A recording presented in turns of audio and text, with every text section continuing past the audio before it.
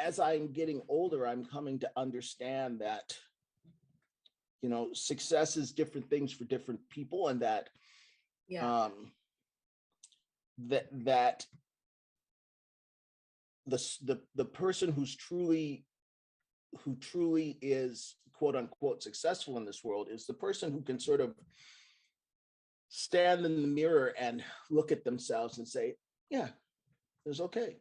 I'm okay. Like that it's not your bank account and it's not how busy your calendar is, that for some people maybe that is. But for I think for the truly successful person, it's deeper than that, because you can't take your social calendar with you can't take your money with you, and I think it's the amount of happiness that you feel in terms of being able to live with yourself, Yeah.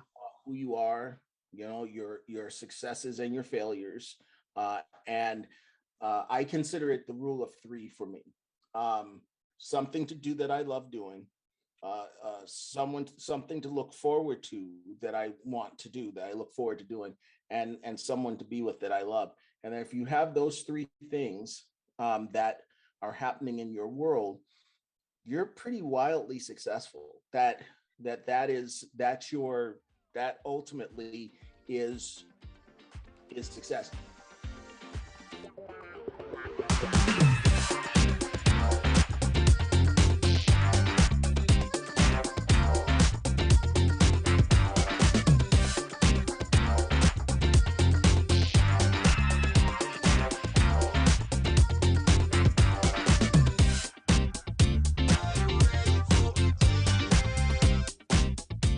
Hello, everybody, and welcome to Can't Be Uncensored podcast, where I'm going to be interviewing today Kabin Thomas, somebody who I go back to boarding school with. And Kabin is currently living in Lincoln, Nebraska, where he has received a College Award scholarship. And I'm looking forward to speaking with him over subjects that range from everything from music and acting and military and Black History Month and being a Black man in America, and the trials and tribulations and the life joy and experiences that he himself has sought out to achieve, as well as he's wanted to have for his children, and the legacy he chooses to leave behind. So I look forward to you joining me here on this interview, where we tap into lots of different things around the campfire. Hey, Kabin. Hey, baby. Can you hear me? I can hear you. I can't hear you. Hang on a minute. By the way, I want to introduce you to our cat. That is Kira. And Kira is 8 pounds of terror. I closed the door and she started making so much noise. I had to open the door, and she wants to make sure that everything I say is truthful, and accurate. So she's just taking her little spot right there to make sure I don't screw something up. And if I do, you'll see her run to mom, who says, Kabin's saying something stupid, you need to get in. Well, that's okay. I have Noah's Ark here, and Noah's Ark is on their place because they always want to be right here when I'm recording. Gotcha. And we try to do our best to respect the guests and their time. So they've all been cared for and in their place, and are technically on holiday at the moment. Got you, man. 100%. Hey, here's to animals that own you. Cheers to that, and cheers to joining me on this Sunday morning. And I think it's really appropriate that for many reasons, and I'm just going to get right into it. I already did an introductory that I recorded. So the reason why, first off, I wanted to say thank you for accepting this invitation to join me. And I know that your initial response was basically, why would you want me as your guest? And I find that always a fascinating thing, because not about you and your mindset, but my reason for creating this podcast was because I wanted to create connections and conversations around the campfire. And I wanted to do it in a way that was authentic. And I wanted to do it in a way that is something that I think I do best, which is um, giving people space to feel welcome and appreciated and valued and heard. Yeah. And also because I think that there's a lot of inspirational stories to be told out there that aren't being told. Oh, yeah. And it's not just all about celebrating a certain kind of individual who's put up on a pedestal. And being a part of that world, I know what that's like. And you know what that's like because you've tasted that. And I think it unfortunately eliminates so many more important things that need to be shared in our world, which is why, again, I asked you to join me because I think your stories are extremely important. I think they're extremely colorful. I think that there's a lot to your onion, as I like to say about human beings. And I want to get started with literally it being Black History Month. We're on the tail end of that, and I know that that's like jumping into the deep end, and you're just like, all right, well, let's just go. But as a man, as a Black man in the United States of America, and listen, it doesn't matter actually where you are. Racism is racism, and it exists everywhere. What is your experience or your observations that have affected you, that you feel that you wish you could tell your story in a manner that either has worked for you or worked against you? Well, first off, thank you very much, my dear, for giving me and other people who are not, the just the pure success stories of America who are out there. Thank you for allowing those people who are just doing the best they can with what they have. I was born a poor Black child, and in Detroit, Michigan, and Detroit. I'm actually just started reading a book. I was trying to find out the title of this book so I could what is it? What's promoted? But it talks about the history of the city of Detroit. And one of the things what was interesting about it was Detroit, because it was in the North during the Civil War, was a city like many of the northern cities. They did not get a chance to evolve in the same way that the South had to evolve during the Civil War and after the Civil War. Detroit's got some racist stuff going on in that city, especially in the inner city. And Eminem did a great movie called 8 Mile Road. Those people who live out there and those people who have seen that wall, the wall that literally divides 8 Mile from the city of Detroit. I mean, that's for real. That actually exists. Do you think that in the South that they would have a wall that divides, Black and white? They have their own issues. They have their own issues going on. And for someone who ended up spending 11 years in the South, yes, the fact they still very much do. Yes, that there were some of my students who called the Civil War part of the lost cause or the war of Northern aggression and meant it and didn't understand, the history of what went on there. And oh yeah, it's got some serious stuff going on. But when I was in Detroit, I experienced a lot of just a lot of racial hubbub that was taking place there, and it was really depressing. It was definitely a us versus them kind of mentality for both colors, and uh, often you weren't seen as so much as Black as you were seen as kind of the enemy. Mm. So there's a lot of weird things that were taking place. I'm not 25 anymore. This was during the time of Roman Gribbs, and he was the mayor of the city, and then uh, transferred from Roman Gribbs to Coleman Young, who was in many ways just as racist as Coleman Young as Roman Gribbs was. So there's a lot of um, very difficult racial times that I was growing up in.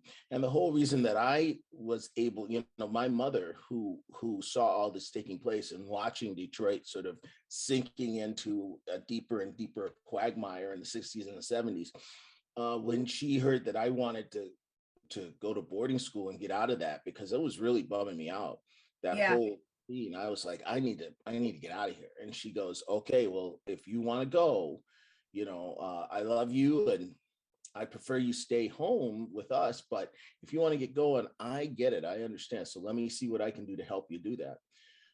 She was totally fine with me trying to get out of there. She goes, we don't have any money, so I don't know how you're going to go. Mm-hmm.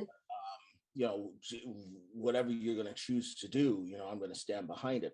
And so Dennis Redmond, do you remember that name from? Oh, of course. Very, Uh, very, very much so. Dennis was he, a big reason how I got to Wayland. oh, okay. Yeah, that was a busy man. Very influential. I wonder. He would be a great interview, and Oh, yeah. and I wonder, is he still with us? But I hope so. yeah, he came to Detroit, and he met my mom, and he brought the pamphlets, and he said, things that you were going to be doing, and all these cool things that are going to be taking place. And he says, we'll offer him, a scholarship. And so that is what sort of began my experience out of the city of Detroit. But I really felt as though Detroit was going through some incredibly difficult times, and man, it was hard. It was hard to be a Black person in the city of Detroit, and certainly growing up, and certainly if you have any sense of sensitivity, Yeah. That made it even harder. And Yeah. I was a very sensitive child, as my mother told me on many occasions. So it was just hard. It was hard to exist in that period. And so there was a lot of things that were going on. One, it was we were poor. Number two, we lived in a ghetto, a place that was getting worse and worse as time was going along. I told you I brought my son into where I lived, and it really kind of affected him strongly for him to see, where his dad grew up. Showed him the house and everything. We walked around the house. I mean, it's falling apart, and it's quite sad. Anyway, so being poor, being Black, being in this funky little area.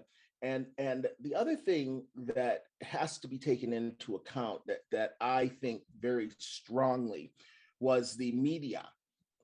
When we watched television, all we saw were white people. Yeah. And that was really, it was something it was hard to identify with.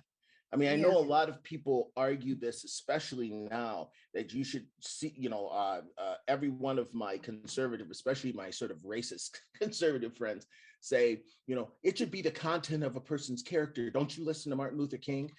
And back then, as I was growing up during a very, critical time of your sort of formatting the hard drive, the only people that I saw, the only characters and the only people with content that I saw were all white people. And I don't think we take into account the importance of media, how devastatingly important the media is. How influential, for sure. How influential the media is. And especially when you are impressionable, especially when you're looking to heroes, especially when you are, as utilizing media as much as my mom did and as much as I did, it was my comfort. It was my babysitter. It was my it was my protector almost, So, Agreed. so that Same. was huge. That was huge. So anyway, those things coming into play were very, very important. And I'll tell you, once that hard drive gets formatted, you spend the rest of your life either trying to unformat it, push against it, or just accept it as it is. And that's kind of the majority of my life. As I grew up, I think the thing that kept being fed into my head is that, Black people are criminals, Black people aren't cool, Black people are less than, Black people are pimps or they're whores, Black people are sports people. And if you don't have those sort of gifts, like if I wasn't, because I was not very coordinated, then none of those things really applied to me. And so, you're trying to figure out where you belong in this world. And you spend time during those very impressionable years coming to understand that, it seems like this world doesn't really like you that much. Then it's a hard road to hoe. I'm not saying that my lack of success or my failures are purely because of that, but I will say that they fed into a narrative that I've had to spend the rest of my life sort of working against. Yeah, because I'm sorry, because it's a cellular thing. That's something that you probably took on before in conception or before conception, like it or not, however your mother was feeling, however the generations before your mother was feeling, like that is carried on sorts of energy. I think there's still a lot of truth to what you said. Do you know about this thing called intergenerational epigenetics? There's a lot of different titles for a lot of different practices that all intertwine. Yep. And so let's just say this, with all the things that I've studied and practiced, and I'm not even going to whip all that out there, but at the core, at the gut, that is what we all enter this universe in this form, come in with, good, bad, or otherwise. Yeah. And then there's the reality. And you and I were born in the 60s during a very volatile time of shift. Yeah. From everything from Kennedy's being killed and Martin Luther King being killed and civil rights and fighting for voting rights and racial rights and Vietnam Wars and economic shifts. And this is Camelot turns into a heavy duty recession by the mid 70s. And, the Iranian wars and the oil embargoes and just this whole arc of, and then fill in all the blanks in between all of that. Yeah. And, and so even though I wasn't born a little Black boy in Detroit, being a young girl who was born as a Sicilian Jewish girl in Rockford, Illinois, saw discrimination, saw the attempt for inclusivity, but saw that you weren't allowed behind a gate of a country club. And I say this repeatedly, not because I wore it walking it, I use this phrase, which I hope it doesn't sound offensive, but I get that I get to walk in the door without an impression of what my skin tone is. I walk in the door as a woman who's, I'll just be, not being crass, but I'm not your model type. I'm not your woman that you're going to say, oh, get her on the runway, because I grew up with, carrying extra weight. So, that is irrelevant to like a huge social statement, but it is different forms of social statements that makes you aware of things. But my family made me very aware from a very early age. and this is not to take the light off of me, this is to say why my sensitivity is so much more heightened. No, I don't walk your path. Like I don't walk my husband's path, who's also Black. But I am certainly highly aware, to the point where when I'm told I'm not, I find it offensive. Sure. because of whatever. But getting back to you, when you went to Wayland, what year was it that you arrived? I got there in 78. Right. Okay. So you arrived my senior year. And what year did you graduate?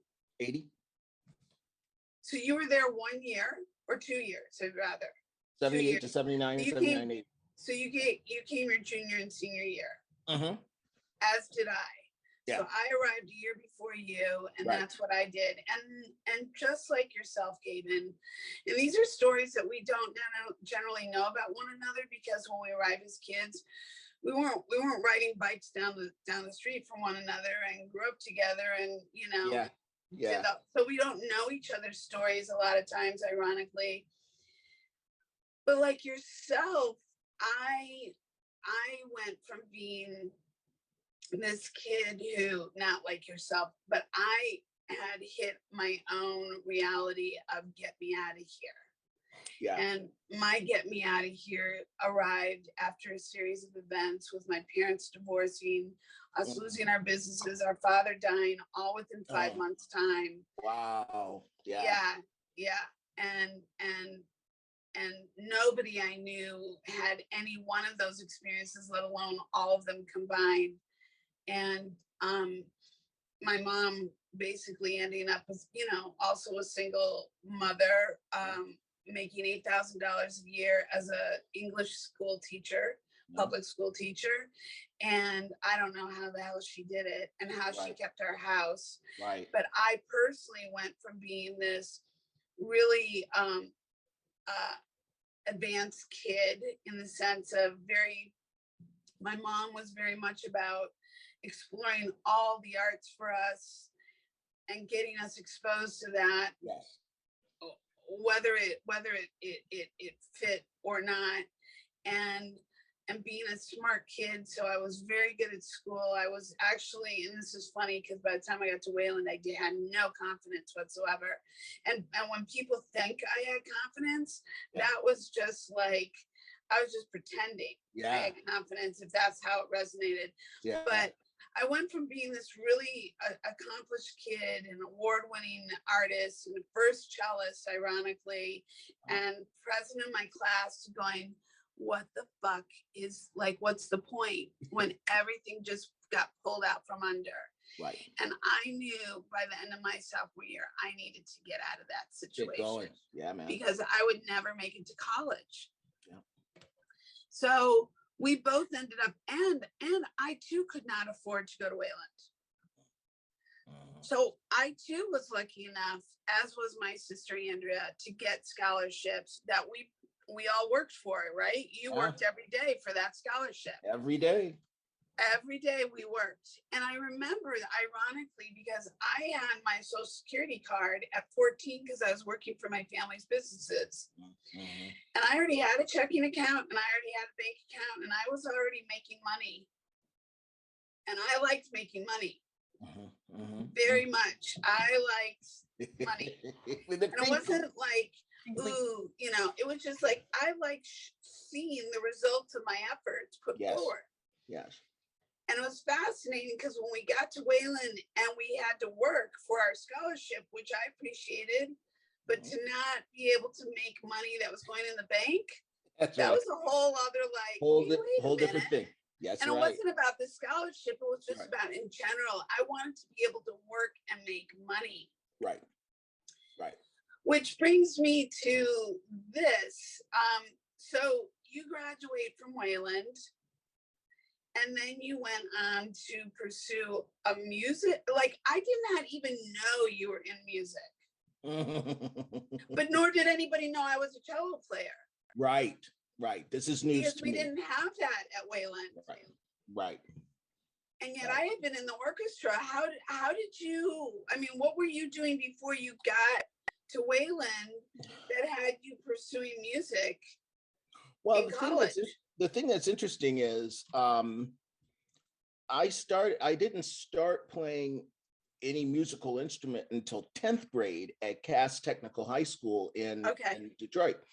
Jack Shelby was the band director there, and he was also the winds teacher. And I I um uh, I wanted to learn how to play a musical instrument because this lovely young lady, it always comes down to a woman for me, Oh, geez. this lovely, hey, listen, it's I think I identify with women simply because I was raised by my mom and my three sisters and my brother, who was there, but he was out of the picture a lot. So anyway, bottom line is women had a very strong influence in my life. And so anyway, I met this really lovely young lady by the name of Kathy Rhodes my freshman year at Cass Tech High School, which was a great, in so many ways, it was a great school, 5,000 students. But it was also showing sort of the rough edges of, living in Detroit. It was considered a magnet school. It had a different name back then, but it's kind of a magnet school, and you had to take a test to go to school there and all that sort of business. And anyway, she was a violinist, and she was my very first, oh, my heart is going pitter patter for this person. And she told me that I had the heart of a musician. And she goes, "You have the heart of a musician." And she was sick. She had sickle cell anemia, and she was there freshman year. And I mean, really, my heart leapt every time I saw this woman. And she was there, and then she was gone. And she ended up having to move with her family to another location to work on her sickle cell anemia. I think that she went to Cleveland, if I remember correctly. Anyway, she tells me I have this heart of an artist, a heart of a musician. And, that really affected me. And I was at Cass. Cass was a very special place because you had to declare a major. So here you are, 14 and 15 years old, declaring a major. Well, my major was aerospace engineering, because the only thing that at that time that I was interested in, other than aerospace engineering, was now music, because this woman tells me that I would be good in music. So my sophomore year. Power of the word. Power of the word, man. And she, so I wanted to see just, if this was something I should pursue. So my sophomore year, so it's year 2, I took a winds class, a beginning winds class. So the story behind that quickly is the fact I had no idea what any of the instruments were. I had no clue. Yeah. And I remember seeing, all these instruments that were, on the wall.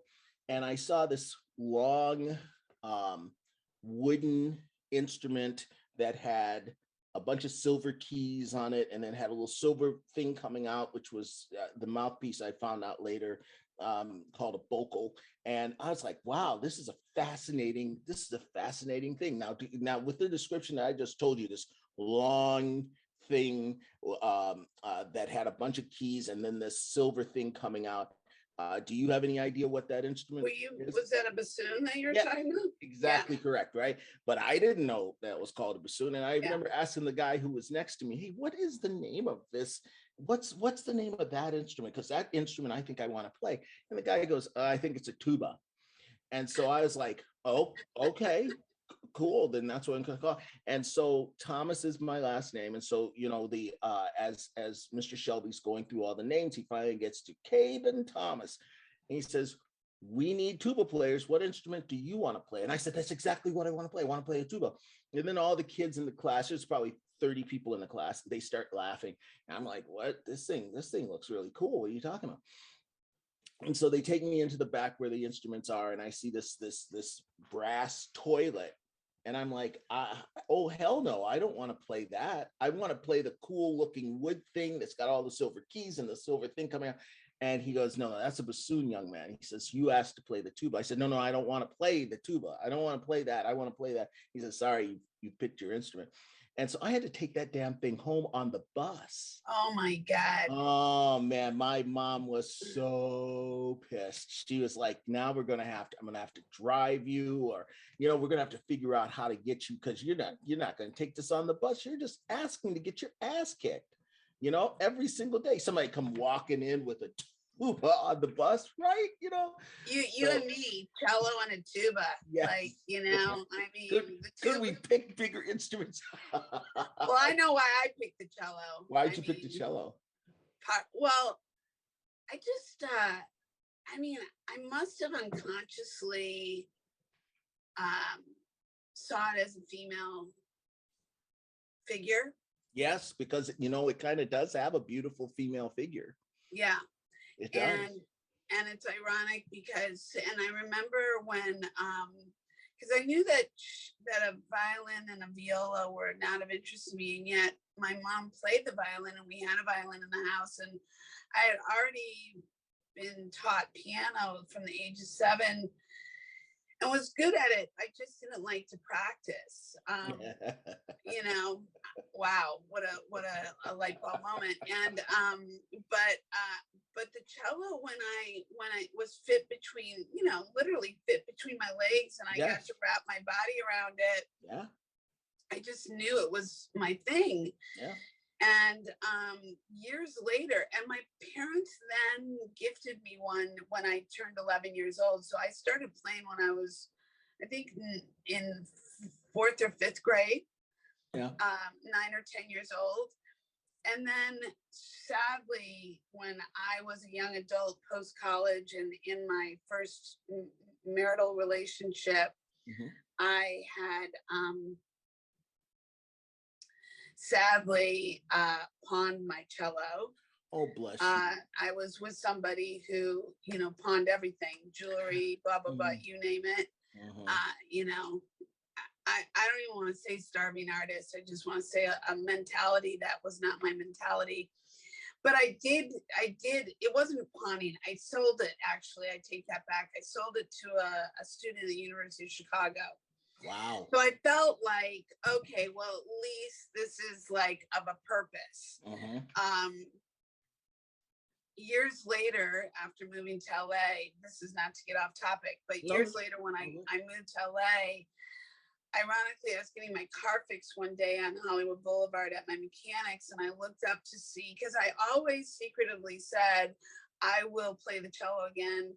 I will get myself a cello again. And I would periodically even look in the wanted ads in the back, because I was like, maybe I'll just find somebody selling a cello like I sold mine. And one day I was getting my car repaired. This is like in the mid-90s.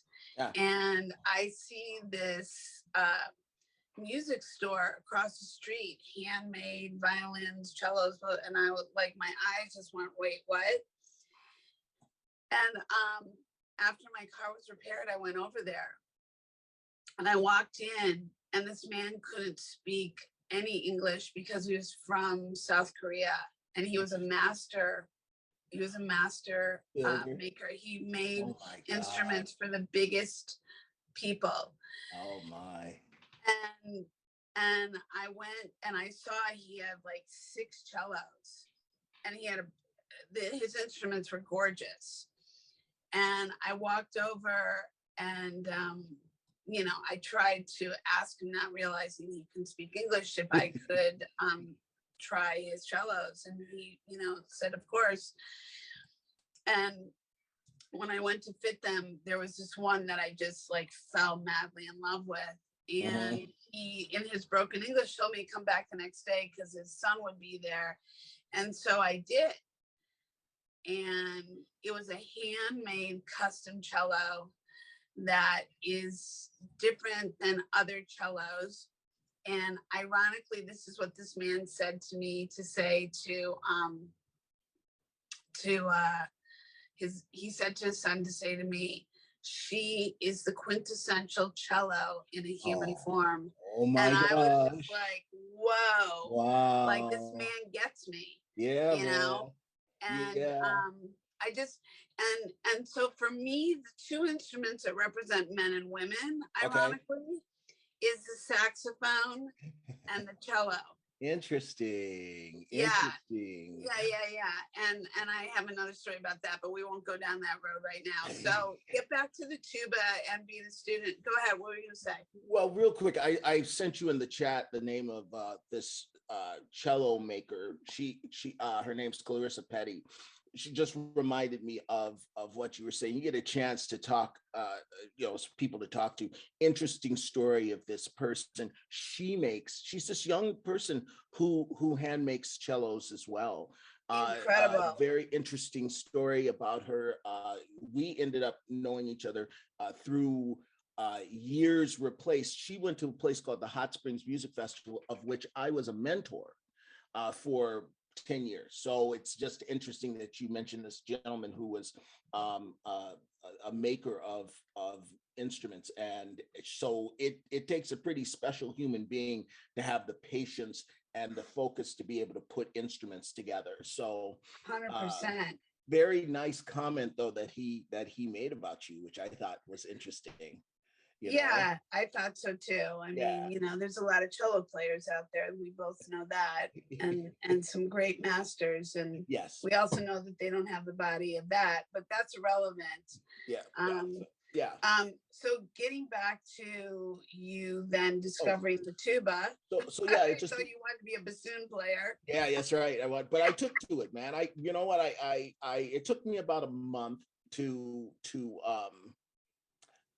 get used to it, but man, it just became this thing. I just happened to be lucky enough that I had the build for it, I had the lips for it, I had the desire to make music. So we moved very quickly, and I took that energy from that first year, not knowing anything about music really, other than the fact that I had this beautiful young lady tell me that I had the heart of a musician. And when I got to Wayland, Constance Caney, because that was my very next year, my junior year, Constance Caney, the music person there, teacher, got me in lessons with James Staley, who was a clarinet player. I don't think, if I remember correctly, I started taking lessons in the next semester. So sophomore year, first semester is when I began to play a musical instrument. That very next semester, spring semester, I guess, of my sophomore year, I started taking lessons, which I didn't know scales, I didn't know any of that stuff. So I started learning all that. And then I get to Wayland and I start taking these individual lessons from James Staley, who was, he was a clarinet player by trade, but he started to show me. And then Constance Caney, Mrs. Caney, she was determined to help me explore as much in the terms of music as I wanted to share. So she would buy me records of these big classical works where I could listen to the music, so the basement of the chapel, because if I remember correctly, that's where the music department was, in the basement of the chapel. That's where I would go, man. That would be sort of my solace. And I'd go and I'd practice and I'd listen to these recordings and I'd play along with these recordings. So Wayland kind of became my sort of salvation and my sanctuary. And that next summer, so here's junior year at Wayland, and I'm doing all that stuff in the chapel with Mrs. Caney, helping me learn music and all that stuff. That very next summer, summer of my junior year, beginning of my senior year, I went to Interlaken for 12 weeks. I knew you were going to say that. No, I didn't. And you know what's so weird to me about all of this? No. There was no connection to Mrs. Caney. She knew nothing about my cello playing. That completely went awry for those next 2 years. And I thought to myself, and as I'm listening to the story being told, and I have very, very not positive feelings about Beverly Doman, and I was already an award-winning, but like the arts was the thing, like you. Yeah. And I think to myself, wow, how did that get missed? Right. With Constance Caney? And and yet Bev Doman, who certainly knew, and as did many, about my applicable arts, at the end really was. Let me share with you the answer to that. Luck. Because here's the deal. I never knew Bev Doman. Like, you said that name and I was like, oh yeah, I remember. Our interactions were limited to less than a handful of times between me and Mrs. Doman. I knew the son, right? But I did not know Bev at all, because for whatever reason, I went to the right, you went to the left, or you went to the left, I went to the right. And we happened to walk into these different places, and our timelines then spun off from that point. What would have happened had I gotten to know Bev Doman and you had gotten to know Constance Caney? Who knows how life would have turned out? But and that's how it works, right? How does it work that all of a sudden we took a step onto a curb, but step back and the bus goes by, when the next person accidentally takes a full step and gets killed by the bus? 100%. Yeah, there's no right or wrong. There's no right or wrong. It's absolutely enlightening to me, is more to the point, and love that story more to the point. It's definitely not a negative. It's just like a, I had no idea, because I remember, honest to God, I remember thinking, Kabin, why doesn't the school have more music? Yep. Why doesn't the school have its own mini quartet or orchestra? I mean, here you're telling me you were getting these lessons and stuff, and I'm like, how did I miss that? Right. Not only, now get this, not only lessons did Mrs. Caney get me, somehow we worked out that I, as part of my scholarship, I worked 5 days a week in the kitchen, right? And as part of my scholarship, and I was a tour guide, and I got to drive the cars to pick up people from the airport. What? Oh yeah. Yeah, so they give me the keys to the car, which, by the way, isn't it interesting how, talking about the formatting of the hard drive, how much, like, I am in my 40s when I was in, Los Angeles. I had been divorced from, Denise, and I was feeling really pitiful as a human being. I was a kind of a raging alcoholic at that point. And what do? I get to be a tour guide at the Walt Disney Concert Hall. I'm an usher, and I'm a driver for the Los Angeles Philharmonic.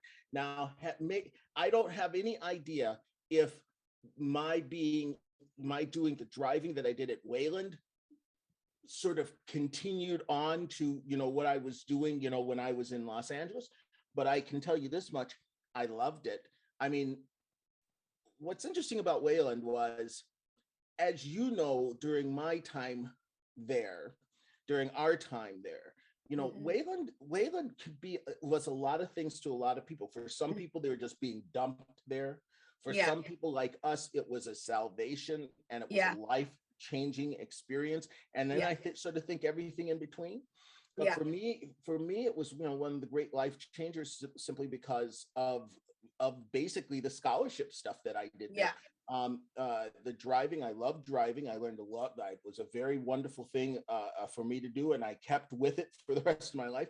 Tour guiding was always fun. I tour guided at the Naval Academy. I tour guided in Los Angeles. I tour guided, so I did a lot of tour guiding stuff, and music, so it was this big sort of life-changing vortex of existence that really affected me in a huge way. And Mrs. Caney, going back to Mrs. Caney, one of the things that was great about her, she got me to Interlochen. I played in the Beaver Dam Symphony Orchestra, which was no great shakes, but it was something to do. I played over at the Beaver Dam High School on occasion, the Fond du Lac Community Band. I played, I did all of this crazy stuff while I was still a student at Wayland. So and I got to do my first professional gig, the Madison Baroque Choir, or Baroque Chorus, I think was the name of them. We got to do Verdi Aida. No, I'm sorry. Madison Baroque was the Poulenc Gloria. That was senior year. I got a chance to play that as a tuba player with this semi-professional, orchestra, and they didn't pay you money. So you were talking about the importance of money. They didn't pay me money. They paid me in recordings because as being underage, they couldn't pay me actual cash, so it made them money. So they pulled out a bunch of these records. And well, they could have paid you. They could have paid you. Trust me, they could have paid you. So they were. But what it did cellularly, again, going back to that cellular imprint, was it gave you confidence. It gave you it gave you a sense of what is possible. It gave you how you did formulaically create your imprint for your future. And how you've been able to catapult that forward. Yeah. It was one of the really truly of the experiences of my life. I don't. It's what's funny is, which I don't know how I was viewed at Wayland because I was so busy in my own world. Like I loved Wayland. I loved running around there, and I'm pretty sure I was seen as kind of a mascot, but. Mascot. Yeah, kind of, sort of. I mean, look, I interacted with Bob C, right? Everybody knew I was horny, right? And because we all were at that age, and I loved, and that I was, sort of always in the chapel. But in terms of lots of interactions, man, I was just so happy to be there. I was just bouncing off of the walls, just happy to be there. But like what we're finding out now, there wasn't a lot of, there wasn't a ton of depth. So I wasn't sure of, who really got me when I was there. Like, I know Bob did. And Bob and I actually still keep in touch, but it's kind of one of those, we send each other birthday notices and that sort of thing. And we were roommates, so we got to know each other pretty well.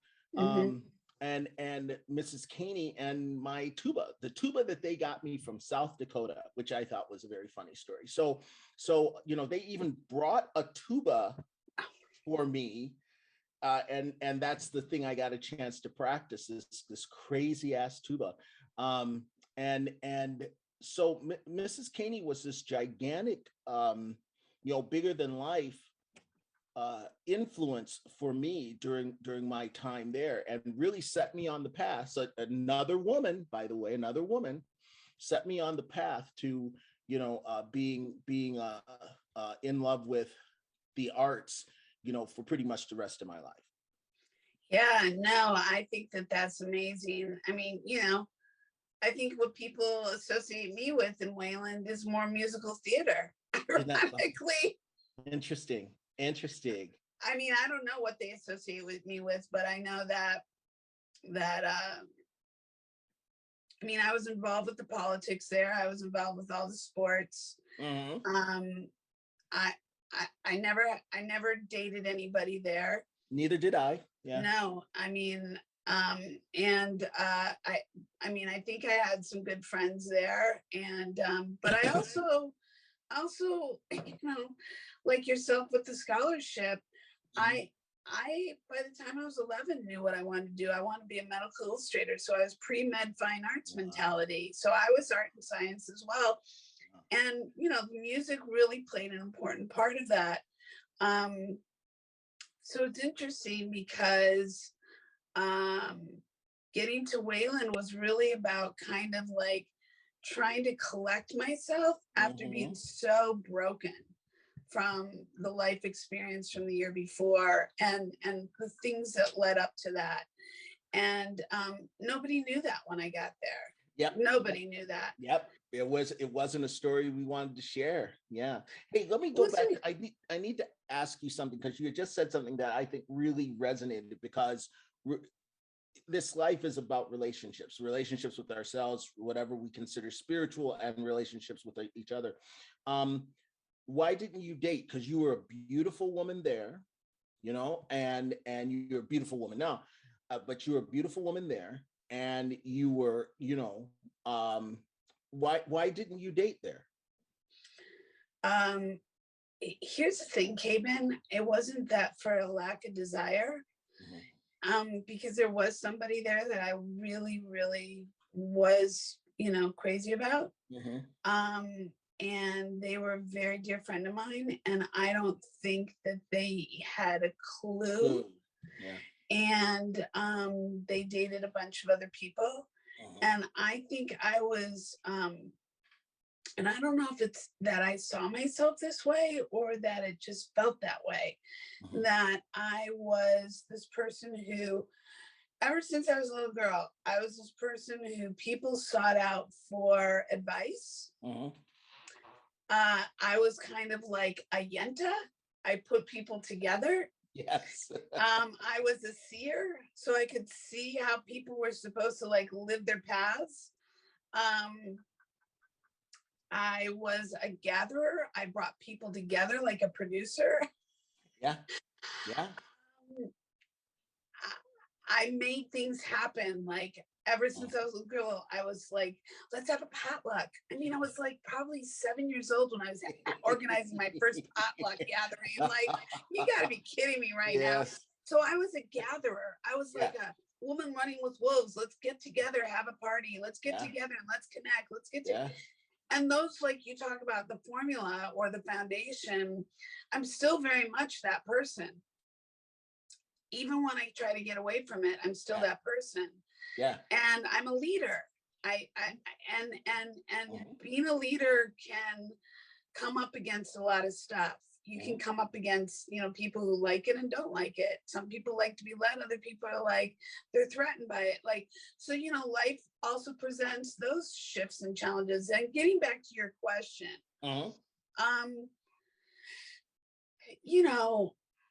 there's a part of me that's, always been told how attractive I am, how beautiful, you're so beautiful. It's really too bad you don't lose weight. And I was getting that message since I was 5, 6, 7, 8 years old. Isn't that something? Yeah. And that is some crushing shit right there. Crushing. And it's got to be more crushing for women than it is for men. I mean, although I do believe that men get shit on too when it comes to being fat, but usually what's interesting is that's usually by other men. I mean, men are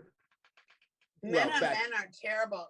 Men are terrible, whether you're like, it's either short, bald, economically not of a certain level.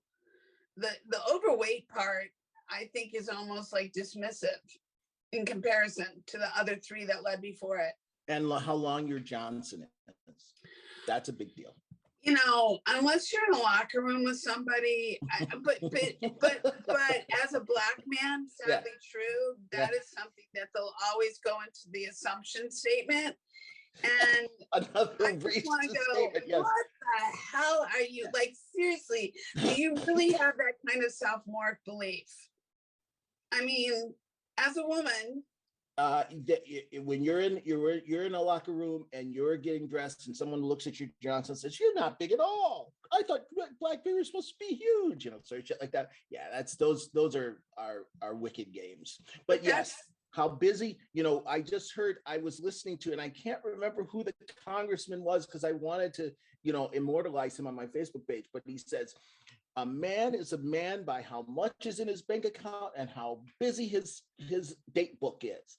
And I was like, wow. And, this was in the 21st century. He said this. And I'm like, a lot of people believe that exact same thing, so yeah. Programming. So anyway, wait. Okay. So you were feeling, we got to go back to the dating thing, because this is important. So you're feeling, you're having to deal with the garbage of being told that you're pretty butt, and that led into, when you were at Wayland, not approaching or not being approached. There's the question. Both. Yeah, because I did have really some very good male friends there, and very much, and certain people know who that was, Mhm. but not at the time. Not at the time. Not at the time. No, not at the time. I just, coming up for me, it was the feeling of not being, what was the worth less, not worthless, but worth less than Mhm. my peers. And that's sort of what kept me from, moving forward in that department. I didn't even get kissed while I was there. So it was one of those things. I didn't either. Wow. No. And people were going buck wild at Wayland. Some people were, and so it was like I said, it was a lot of different things for a lot of people, especially since that age. Our hormones are going insane, and we are, But I wonder. For me, it was just a constant feeling of not being worthy. There was one young lady that I was totally enamored with. Well, there were a couple. I was like fall in love every 5 minutes there. But there was one. Her name was Margaret Swada, and she lives. I really liked her a lot. She worked in the kitchen too, and that's how I got to know her. And I really liked her a lot, and I wanted to ask her to the prom. I did, and she said no. And her reason why? She goes, townies don't go to prom, That's too bad, because that wasn't true. She was a townie, and that's not true. Yeah, but yeah, well, that was her excuse for me. Of course. Yeah. I did go to the first prom my junior year. Yeah. But I was asked by somebody that, inevitably, I don't know that it was known then, maybe it was known then, who ended up being gay. And, and my roommate ended up coming out in college gay. I was this person this is why I was the president of my freshman class in my public high school, because my high school was 3,000 kids. And we went to giant schools. It was a giant school, but so was yours. You said 5,000. Yeah. Way too big. Way too big. I don't know how a kid learns in those circumstances. They don't. They just don't. They're just being processed. Yes. But my freshman class was 750 kids, and I was voted president of the class. Oh, wow. Good for you. And the reason I believe for that was because I've always been this person who I don't hang with one type. I don't have one tribe. Mm-hmm. I have many tribes. Mm-hmm. There's certain tribes that I align with maybe more or resonate more, but in the big scheme of it all, I wasn't just aligned with the popular kids, or the kids who were in sports, or the kids who were the thespians, or the kids who were smoking on the hill. Mm-hmm. I was friends with all of them. Yeah. So I think however it turned out, or maybe it was just that I campaigned well, I don't know, because it's a funny thing about me, because it's like I'm extremely shy, but I'm also like, hey, wait a minute, like I want to be heard, or I have something to say, or I'm standing up for the little one, or don't want to be undervalued. So even getting back to like your, having asked me some other question before, like, there's a part of me that senses I have an ability to be attractive, but at the same time, I think the programming, like you talked about your programming, definitely held me from breaking out. Or I would see photos of myself and go, really? This is what I was being judged for? Like, I wasn't this kid who was like, send her to an overweight camp for, but I was in the fashion business. I grew up in the fashion industry. And so I was in my family's stores all the time. And so adults were looking at me all the time. And I was being sent messages like when my brother was bar mitzvahed, and I was 8 years old, and I had hit a certain weight, and I couldn't fit into kids' clothes that were that size, and I had to go on my first diet. And so I was being told it was not okay to be who I was until I became this. And the same thing happened with my bat mitzvah. I had to lose weight. I had literally, a kid normally studies 5 or 6 years Hebrew lessons to prepare to become a young adult. I literally came home and did a crash course, was one-on-one tutored. Not only tutored, but then ended up cantering. And cantering is the singing of Hebrew. Yes. And that is a whole nother language on top of learning Hebrew. Wow. And I did that all in less than 1 year and had to lose weight. Talk about mixed fucking messages. Excuse my swearing. No joke. Yeah. And show up and present and perform. And so these messages have always been, yeah, you got it all, but. Right. So that's not a woe me statement. That's just just how it was. And here's the irony. So I started ballet at 3 years old. Wow. And I was classically trained as a little ballerina, and I was really good. Now, I think my instructor, who spoke French, and I ironically know no French except for ballet terms, that saved me, because she didn't want my hips to get destroyed, because I did carry extra weight, but my sense of grace and my sense of musicality and my sense of being able to carry myself and was stood out compared to all the little tiny blonde girls that I was with. Yes. All the tiny little, and then there was Felicia. And I'll never forget my very first ballet recital that you'll absolutely love. So we had like 3 major performances in this one ballet recital, and we were at this big theater in Rockford performing, and we were down in the basement, so we'd have to go to these costume changes. And I literally went to go to do this costume change, and I went to pull up my tights, and I can't get my tights up past my knees. And I still have to get my tutu on. And I can't get my tights up past my knees. And I'm trying to get my tights up and get my tutu on. And now all the other little girls have already gone up, and they are already on stage performing as I'm struggling trying to get my oh my God. And literally by the time I get my tights on and my tutu on, they're literally dancing across the stage to the wing, and I come out like the comedian, joining them. Oh my God. I always had timing. I always had a comedic sensibility. I always was able to perform. Yes. I always knew how to show up and deliver. You got it, man. How awesome is that? And it's a memory. It's something you won't forget. Yeah, it was hugely impressionable. But I was also that little girl who loved every top female comedian, who made me laugh. Like, I'd be sitting in front of the television under the age of 5, just getting all the adult humor, laughing my ass off. That none of my peers were doing. Yeah. Yeah,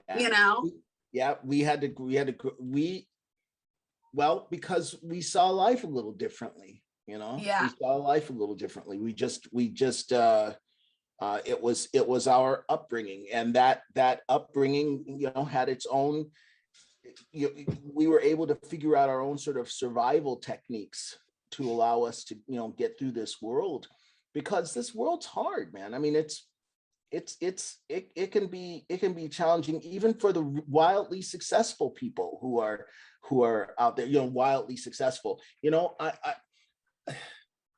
I'm as I'm getting older, I'm coming to understand that, success is different things for different people, and that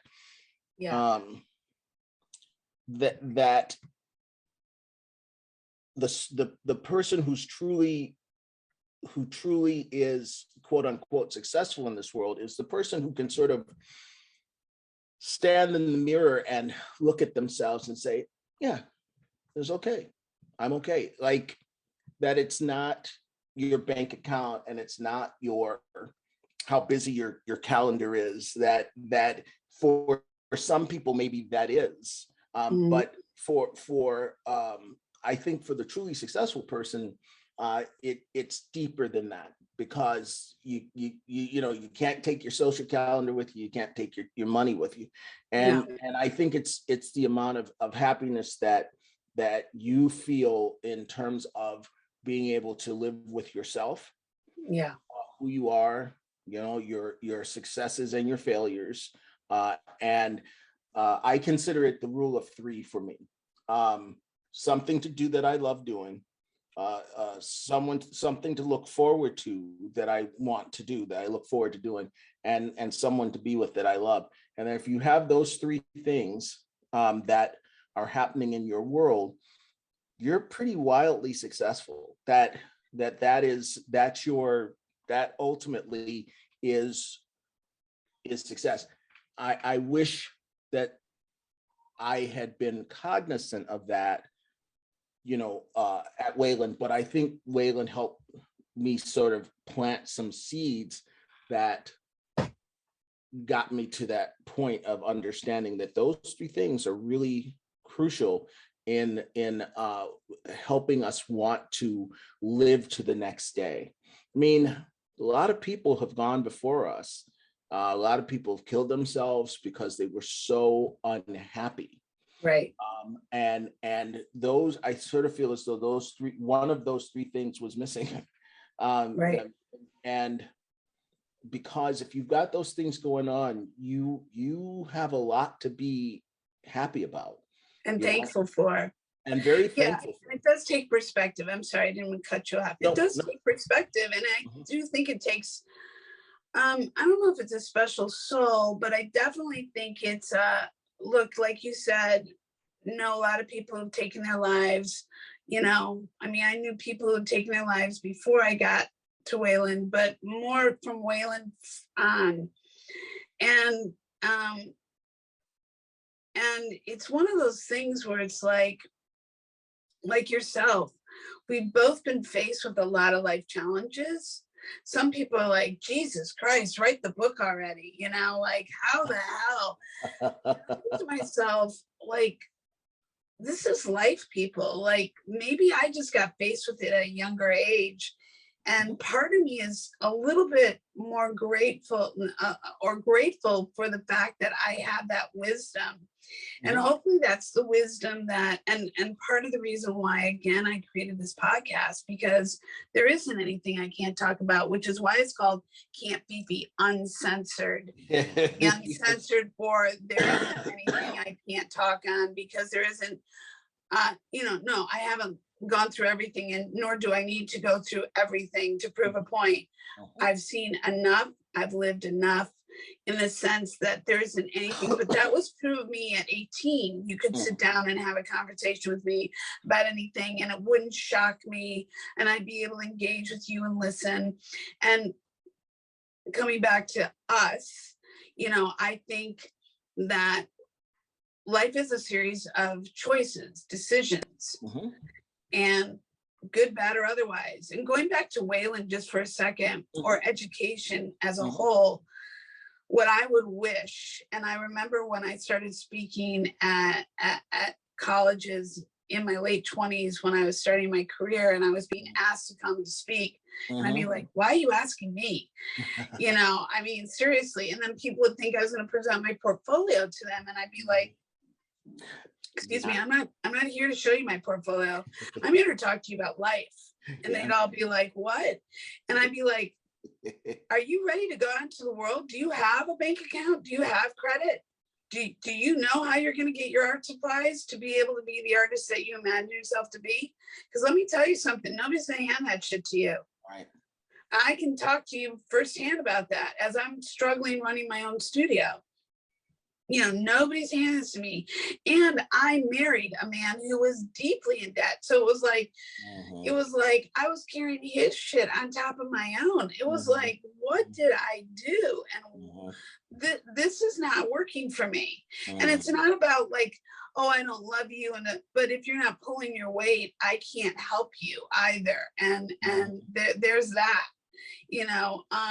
But I think going back to the education and, how, yes, it was great that Waylon provided you and me with the opportunities. But if I were to, and somebody had approached me years back about going out for the headmaster position when they were looking for headmasters at the time. Yeah. That person is no longer with Waylon, by the way. But and I thought it was pretty lofty at the time. And actually it was a decade ago. And then I got diagnosed with thyroid cancer. So that all went awry. Changed all that. But, pardon? Changed all that. Yeah. It did change all that. But the point is I do think that there are better ways to approach education, to prepare young people for the world at large. Yes. I do believe that it's great to have an advanced education, but I don't believe in the fact that economically you are strapped with all this debt. You right now are in an advanced program for your doctorate because of a scholarship, right? And because of that, that's allowing you to get that doctorate. Speaking of doctorate, a doctor of mine said to me a few years back, you should go back to medical school. And I laughed and I said, oh yeah, because I want to take on another $200,000 of debt and not be able to earn a living, even though I still, like helping people. And he was like, no, but I'd rather see you doing that than what you're doing now. I said, yeah, it's great, but here's the reality. The irony is I probably have a better opportunity now with the pandemic and all these people running away from their frontline positions, but that's, I don't see that happening. Right. But I do think as educators and providing some sort of life lessons before people get out into the world as young people, young adults, formulaically creating their paths, as we do from I think preconception. That's just kind of my own sensibility, is that we're better prepared. Because not all of us are born into a family business or a trust fund. Not all of us are handed, our grandparents' house for $1. Not all of us are given the CEO position of our family's business. Not all of us are, shown the path. The path is like skip, fall, jump, fall farther, get back up, do it again. Oh, that didn't work. Oh, do it again. Oh, that didn't work. Oh, do it again. And that's not, will need. That is like, hey, by the way, especially in our world today of influencers, social media, all the things that I think are very powerful tools. Again, as you and I discussed preemptively before we did this podcast, that we would not have been able to connect if it hadn't been for social media and technology. Right. That's the positive, powerful aspect of this tool. Oh, hell yeah. And it does allow people to connect. And I know a lot of my connections that I've made just these last 2 years through the period of this pandemic has allowed me to connect to people I would never have connected to while I was standing on stage taking care of number 1 or number 300 or whomever. But I do think education wise, I wish that there was a better way to provide kids a combination of the rich dad, poor dad formula of applicable ways of going about structuring your life. Well, and I, we need to know. What's interesting is that yes, the answer is yes. And here's my question to the overall universe. How come that isn't more a part of our existence? Now, there was a class when I was at Cass, there was a class called home economics, home ec. Mhm. And home ec did teach those sort of basics, but it was an elective class. Mhm. And it was primarily geared toward women, not Yeah, men. yeah. And And it would be, I thought that was a fascinating thing, because I sort of felt as though our public school system was making attempts at trying to teach people that, was a checkbook, how to balance it. Here's a budget. Here's how you put a budget together. Here are stocks. Here's how you do that. Because if it had just forced everyone who was in home ec to have, learn these things, first off, everyone had to do it. It had yeah, to be a year-long class, and you yeah. had to learn these sort of things. How do you interview? How do you do those sort of things? And started everybody on whatever it was that they could do, just literally starting them on a stock, Yeah. just sort of teaching them a little bit, that there would be a lot of people who, there'd be a lot of people who fucked it up, but I think there would be just as many, maybe more people who sort of literally had a leg up. Because a lot of people weren't going to be 100%. going to college. A lot of people were just going to be going right into the workforce, and these are skills that were, important to have. There used to be sex ed in, at Cass, where they would teach you about, the anatomy and how these things work. And it's fascinating to me that for whatever reason, these very important skills, learning about our bodies and learning about how the world works in very concrete forms, are still not mandatory learning, experiences. Well, I'm not gonna, when you got movements like a Christian movement, keeping things out of school systems, and you've got economics keeping things from being offered, and you combine these things that start to swirl and take a more powerful position, you start to eliminate those things that are the most vital things in a development of a human being. Yeah. I would rather my kid not know about sex and then let my child go get pregnant, but I'm pro-life, not pro-choice. And, Yeah. and I'm going to impose my beliefs on you, even though I didn't help you develop to make good choices. I mean, not what the chicken before the egg or the egg after. I mean, what is this? Like, these are really common, logical, foundational elements to the life that we lead, and I think that there becomes a lot of also, here's two people, you and I, who had to do a lot of figure out what I call figure outable circumstances. Yes. And that's what life is about. That's what life is about. Constant series of problem solving. And like I said, from the time I probably graduated from college to me, what does college mean? College didn't mean to me getting a degree that nobody could take away from me. Yeah, that's one aspect. The other aspect is that I think college was the ability to see who was able to show up, make a commitment, and solve a series of problems.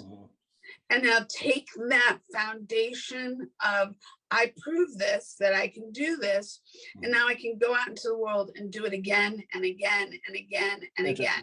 Yeah. That to me was like what college represented. I think college is, now that I'm back in it at this advanced age, there's a part of me that kind of wishes that everyone could have the opportunity to spend a semester or a year back in college, simply because what I have come to realize is college is a series of adjustments, and it's an opportunity to just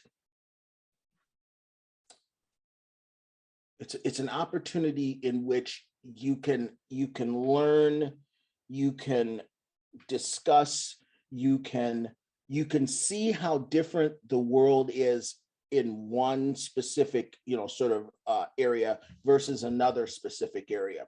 We get so caught up in working. And one of the great things that I've seen about being in school is that there's a difference between working and learning. And there's a difference between a theory and a practical application. And everything that I look at when I'm learning now, I'm trying to make sure that I can practically apply. And that was not something that I could equate until I had been out in the workforce for, several years. Also, one of the things I come to realize my being back in college is just how smart some of these people are. And, I've talked to several of my teachers here in the world of music. These players are playing so well, I could never compete against them. So the quality of player that is coming up, here at the University of Nebraska, which, nothing against the state of Nebraska, but, your stellar artists, at Curtis and at Juilliard and at, your Michigan and all your other different schools that are out there.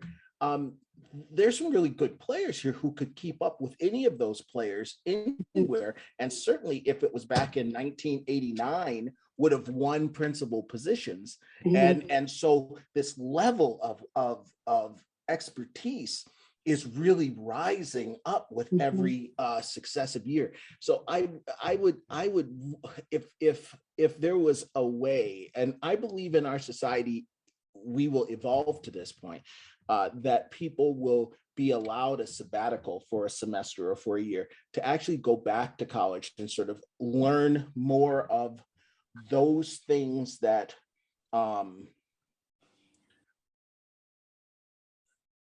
to learn more. I guess I haven't formulated what exactly, but I think everybody should go back, especially if you've gotten older, because you're going to have a different appreciation for the process and the opportunity to learn. You'll take it on differently. You'll look at it differently. You will learn differently. And I think that you will be interested in applying what you've learned more in a more holistic point of view. And I think the most important thing that I've learned being back in college is that as I've gotten older, the more I realize how much I don't know. Like, I've really come to be humbled since I've gone back to school, because I realize, man, I don't think I'm getting stupider. I think I'm just opening up and realizing just how big the sea is and how small my boat is. And there's a lot to know, there's a lot to learn, and there's a lot that I don't know. And it helps humble me. And I feel very fortunate in that respect. I feel very, very appreciative, Well, I think that you also, whether we can afford sabbaticals like a European mentality, which, by the way, none of those European countries are economically, able to support that. That's the sad truth. Socialized lifestyles are not economically supported, and that's why they too struggle, and they need to, or are leaning towards not more capitalistic beliefs, but where you have to be self-driven, you have to be self-employed or self-insured, or that this country cannot support your sabbaticals. With that said, I do agree that continual learning and continual exploration to bring back to your whatever else you do brings more value. Is super important, but that's a choice of investing in oneself. And most people, not all, many do not. I know that I took a big risk. This is not about me, but I took a big risk during the pandemic to start other businesses and to do education. Not well, did not do it perfectly. Just threw myself out there. Partially due to probably that kid going back to 14 who went into survival mode. Yeah. And how do I take care of my household when my household is not generating income due to an industry that shut down or a world that shut down? And how do you keep, so you're on the not, I can't pay my bills side of the coin. I can pay my bills and I can keep my reserves and I can keep my sanity and I can be functioning and I can be of inspiration and I can be of purpose and take the time to also resonate with my passions. And ironically, that's how this podcast came out of it, because 6 years ago, I wanted to do this podcast when podcasts weren't a thing. And through my education, and nobody, even through my education that I paid for out of pocket and a shitload of cash, was that the arrows kept pointing to this direction. Now, will this go off and take off and be of something? Season 2, this, being episode 7, 8, 9, 10, wherever it falls into the launch.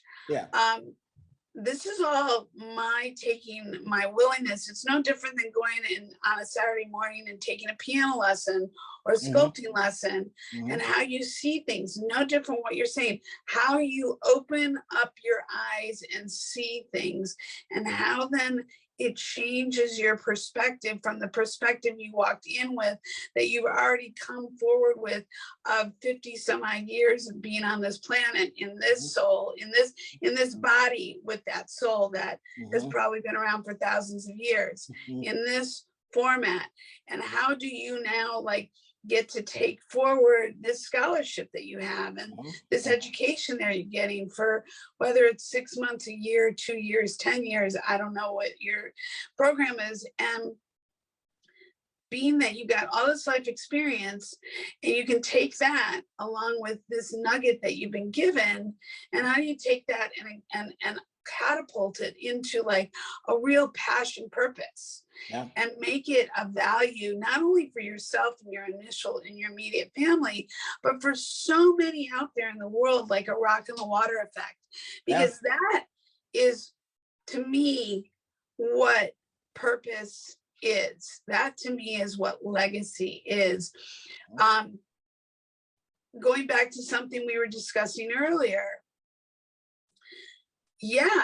isn't it great to be financially free? Isn't it great to be doing what you were put on this planet to be, whether it's a real estate mogul or, an inventor, or,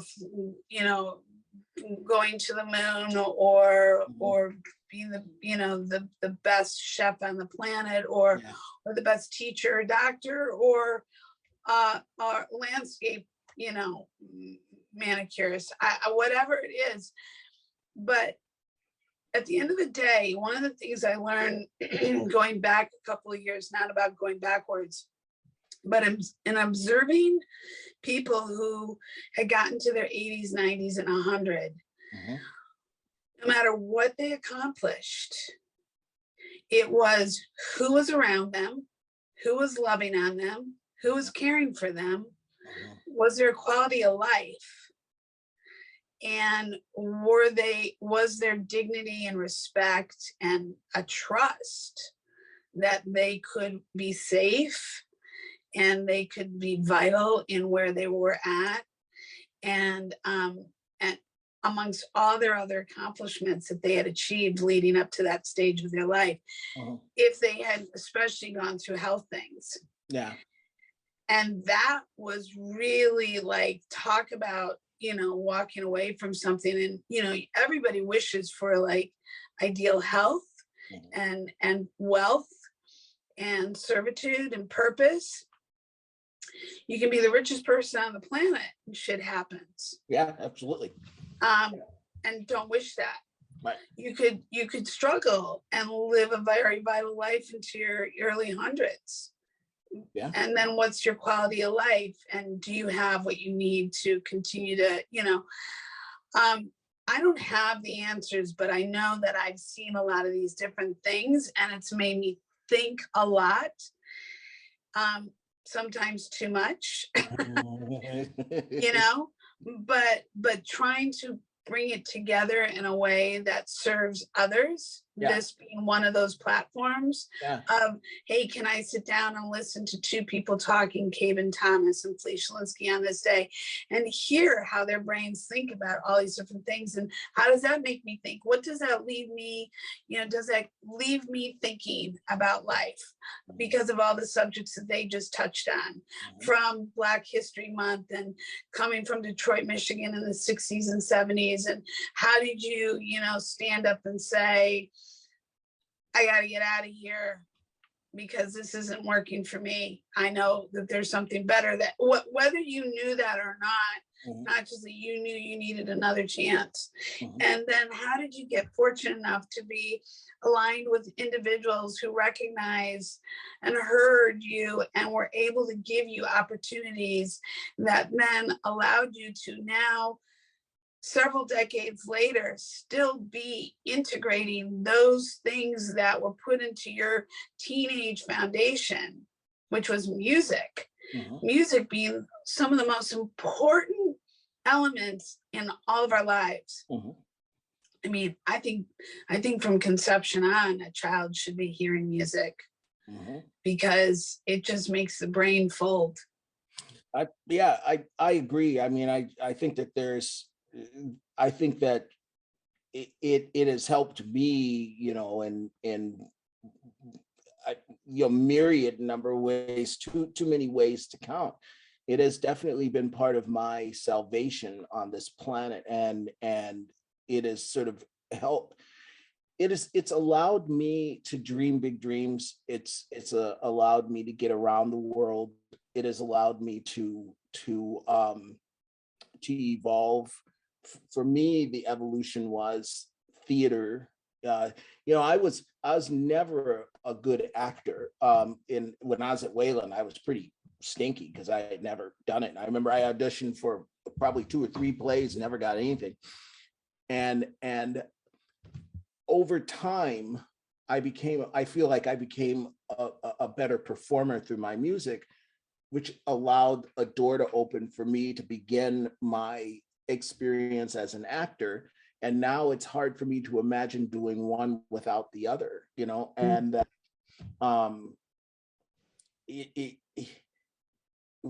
I guess really the point that I'm making is that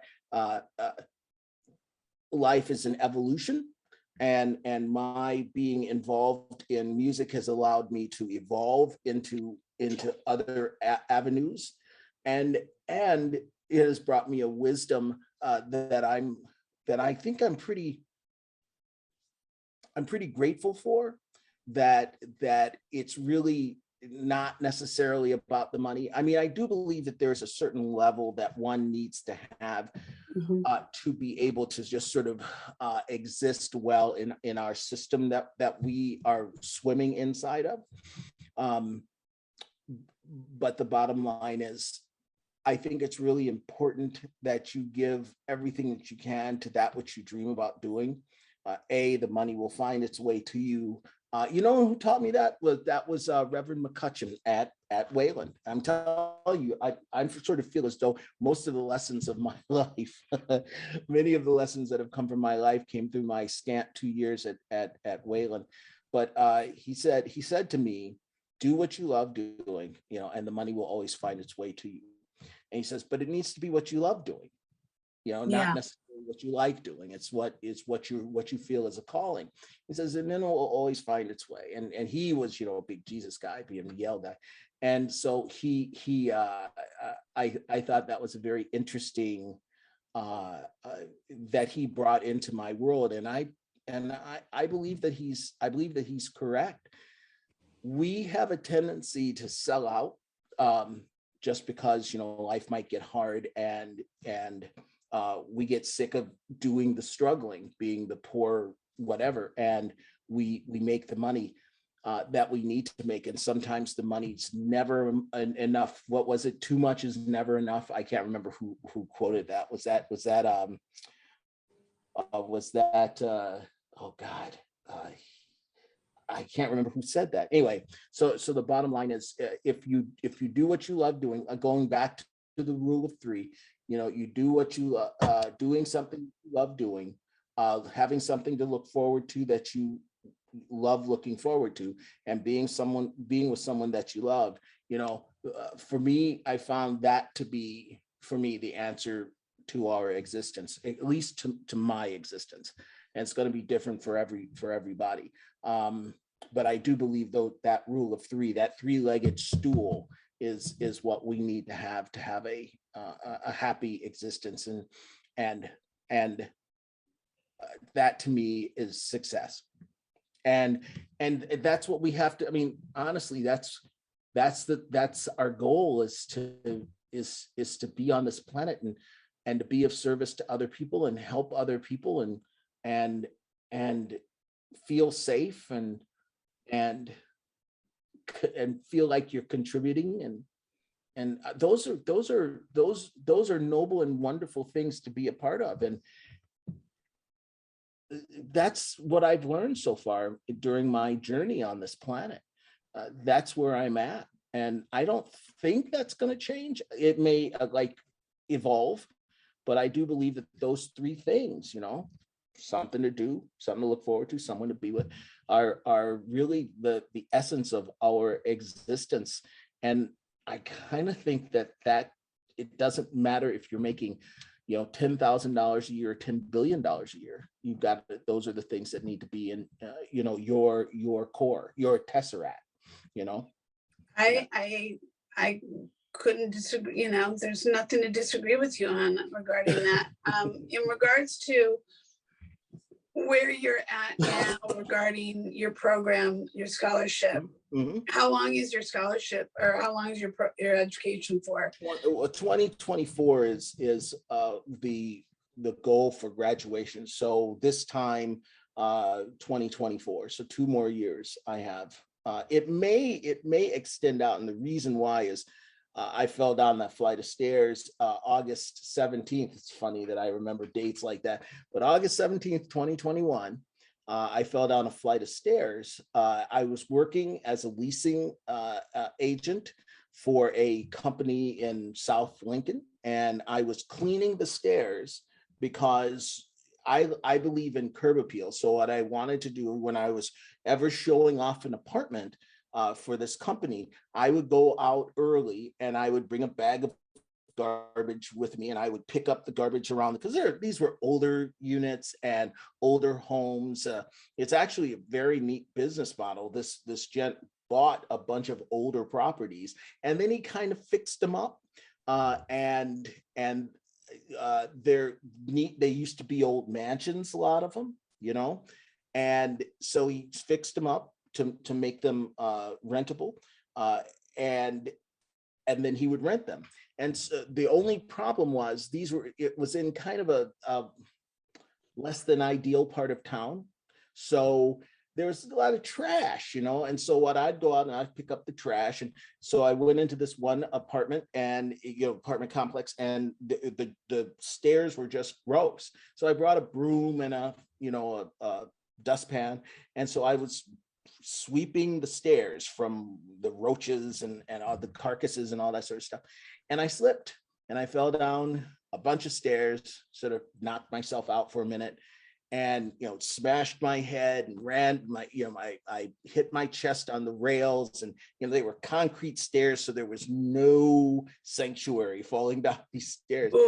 And I totally busted my knee up, and I ended up having surgery to fix my knee, to try to get it back in shape again. So that took me out for the entire semester, last semester, and so that has extended my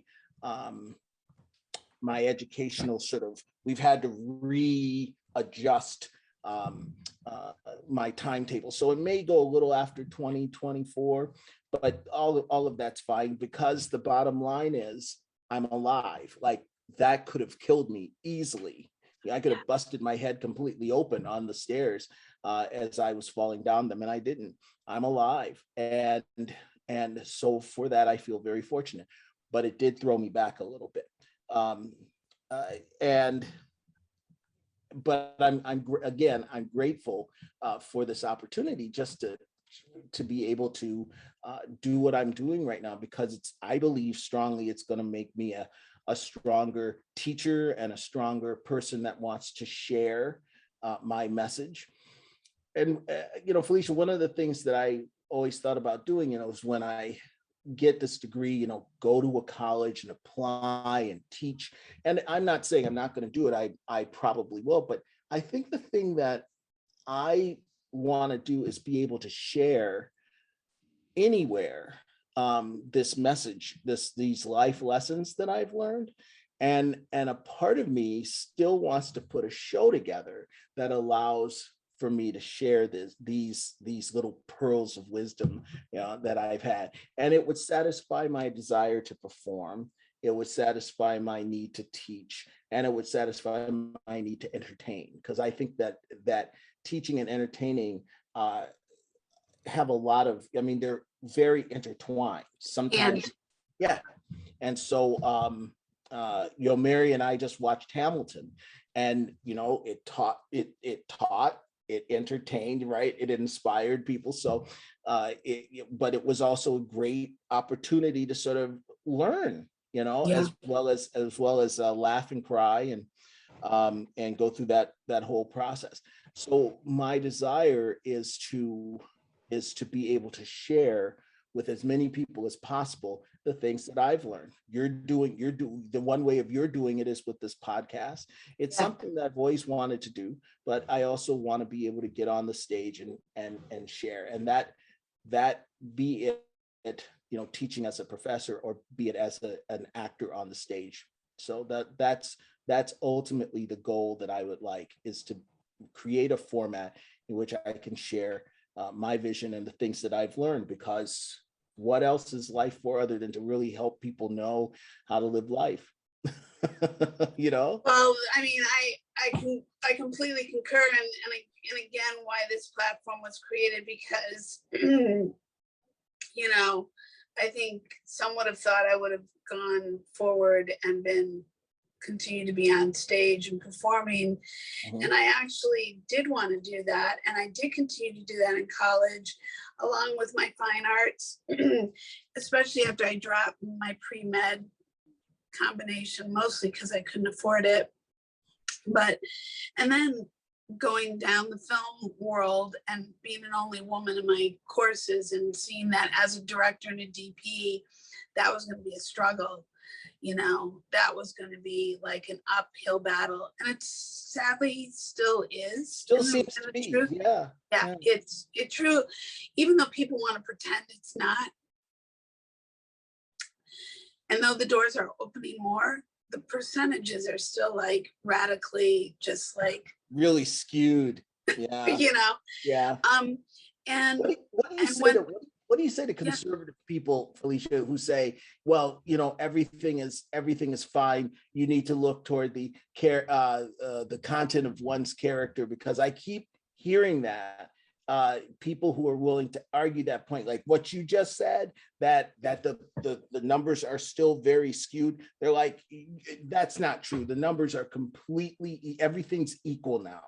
And I'm like, how do you answer that with a person who's very conservative, who says, it's all equal now? So stop, bitching about the fact that it's not equal.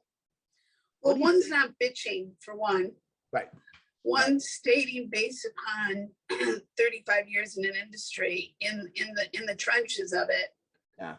And what one sees when you got 35 years of experience plus in these trenches, that coming from entertainment, and initially starting out as one of like 3 women on a set total, and then in a lead position in my 20s, and then I love men, so being around men is not an issue. but always working in what I would have considered an NFL locker room mentality. Wow. And though a lot more women have risen up, it's specifically in certain departments, hair, makeup, work, costuming, when it comes to directors and DPs, still to this day, I've only worked with one female DP, though there are DPs, and why it was such a painful thing to hear somebody who was a female DP getting killed this year. Yeah.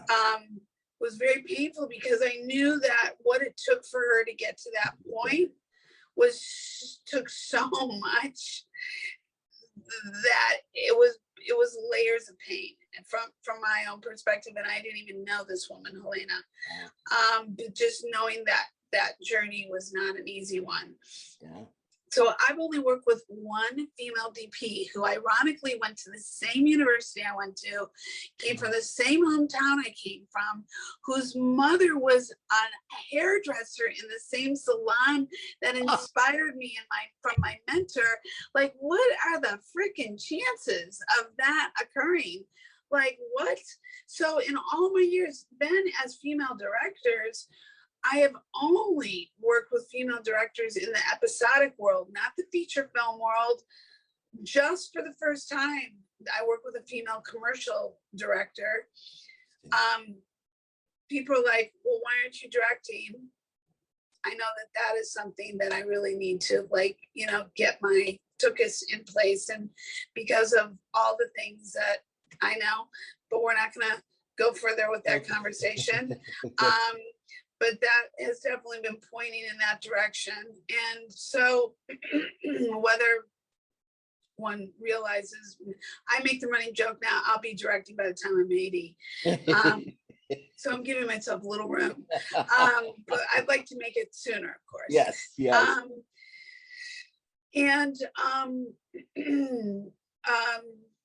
I lost my train of thought. Oh, I was just asking you, the question that I thrown your way was asking if, how do you fight the comments, because these are the comments that I hear from some of my rabid conservative friends who say, everything is equal. It's all equal. So stop your bitching and complaining. And you had started because they want to think it is, and this is their blinders. And what I've learned in life is most people don't really want to look in the mirror. People really don't want to be confronted with truth. One of the reasons for this platform, and I don't mean to keep coming back to this platform, is no, it's good. I'm so exhausted by not being able to have real conversations. I'm so exhausted from not having the ability to have real connections. In my industry, there's so much game playing, and there's so much inauthentic behavior, and there's so much, there's so many talented people, and I'm still hopeful. But with that, a lot of people rise who haven't earned it in the way that we think of earning to a step by step, and that's okay, because but what message are you telling children? How are you really teaching the moral value and the integrity and the like? How do we teach that? Does that even exist? And God forbid you have a really authentic or honest conversation. Why is that being honest a bad thing? I don't think it is a bad thing, although I do believe, let's quickly talk about CRT, that whole idea of critical race theory and the backlash that has come to it. People have a tendency that they want to whitewash anything they want to whitewash complexity. Life is complicated and it's tough, and every one of our heroes has a dark side. Yeah.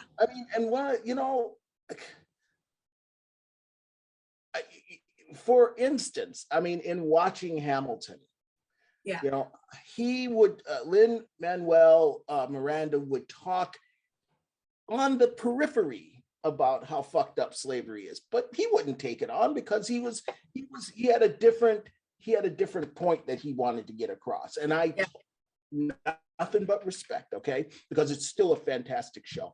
but, you know, not talking about the fact that Washington had slaves, Jefferson had slaves. That wasn't something that was brought up. It was just talked about a little bit. We have a tendency as a society to whitewash our history because being uncomfortable is not what, you know, we like. And what we have to, I've been trying to push, Felicia, on public television here, a show about death and dying, not a one-off, not something that's done once a year, but something that's done every single week, that we get to look in the maw of death and we get to talk about feelings and preparation and the financial cost and the paperwork and how to die with dignity. And, you know, there's so many things that we can talk. It's almost an infinite number of things that we could talk about concerning death. Oh, yeah. And yet we don't like talking about it because we like the sanitized version of it. And we, you know, person dies and then they're off to that thing and you're doing, because we really do have a tendency to whitewash those things that are uncomfortable. How about advocating? How about Yeah, talking about advocating? So here's the irony and where we're at in society. So as the sibling who became the medical POA for our mom eventually, as my sister took care of the financials, and we were all just kind of in it together in that way. But to see what it took, if you didn't take a position of standing up and questioning versus thinking that these are gods, these are just human beings who are educated and got their degree and have a license to practice, but they don't have the finals. They don't have all the answers. Nope. And I used to say that when I first came in after my mom's second stroke and say, unexpectedly, I ended up being like Sally Fields from Norma Ray meets Shirley MacLaine from Terms of Endearment. And it was like not to be, because of my medical background and my sense of logic and my sense of protecting my mom. And my mom being one of these women that if it weren't for a woman like her, most of those women wouldn't have a job, a career, be able to have their own name, have their own checkbook, own their own homes. Like, let's lay it on the ground. So show this woman respect and honor and give her opportunity to live, or else, excuse me, what the fuck are you doing in healthcare? And this was before the pandemic. This was, you know, a couple of years before the pandemic. And my point to that is that getting back to your pitch or your idea, you know, I had administrators saying to me at one point, because I was schooling nursing stations left and right, and that's not why I went back to the Midwest. That was the last thing on my agenda. My agenda was to take care of my mom and save her life and make sure she's being cared for. But with that comes a whole lot of baggage of a lot of other people and a lot of other elements that you're not prepared for. And to your point, most people are so ill prepared for any of this, one thing, let alone the 200 things. Yeah. And I'm not saying like, oh, I got it all figured out. No, but I had to walk that walk, and it took a toll. But I could walk away when our mother went with her final breath and we were around her, 5 strokes completion and moves and all the things that we went through to get her in a situation that, you know, this was a vital human being. Yes. Who went from vital to completely needed to be protected and cared for to her final breath, all within a 3+ year period of time. Right. And I could walk away with grace, dignity, and knowing that I had done everything, that we had done everything out of respect and to the best of our ability. And there was nothing we missed under the circumstances. And I was completely proud of everything, not like tooting a horn, but just like I could be at peace. Yeah. Now, sad, loss, like these last years. I mean, our mom died 2 weeks before this country shut down. Wow. So these last 2 years, and this coming week will be your 2-year anniversary of passing. Wow.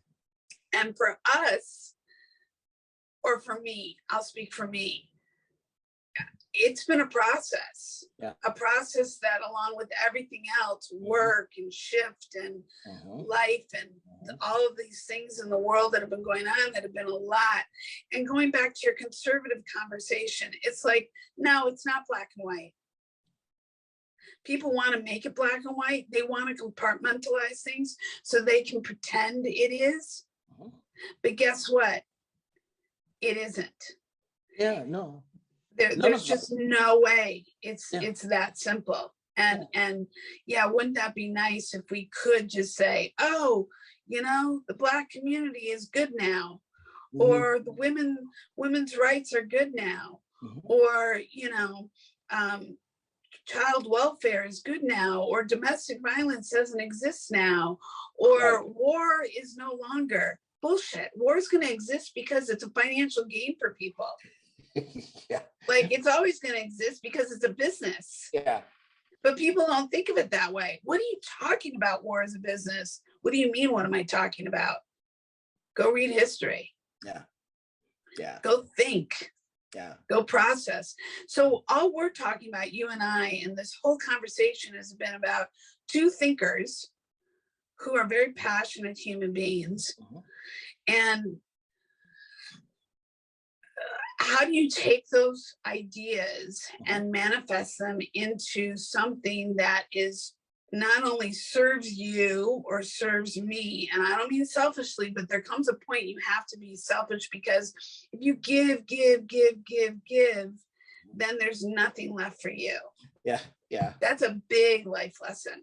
Yeah, it's a big life lesson. A big life lesson. You know, and you're a giver, and I'm a giver. Yeah. But you can't keep giving if you don't have anything in your tank to run your car, so to speak. Yeah, and Mary, my wife, has been, you know, very, very adamant about the fact that, you know, I need to be proud of my ideas, but I also need to not give them all away. And and I understand, you know, where she's coming from, but there is a part of me that wants to be remembered for a good idea that lives beyond me, you know. But a good idea that lives beyond you is you taking it, you creating it, you setting it out there by you being it. Yeah. And then them remembering you by that. Yeah. So from my perspective, as you were talking, because performing is so important, teaching so important, leaving a message is so important, that you really need to write your own one-man show.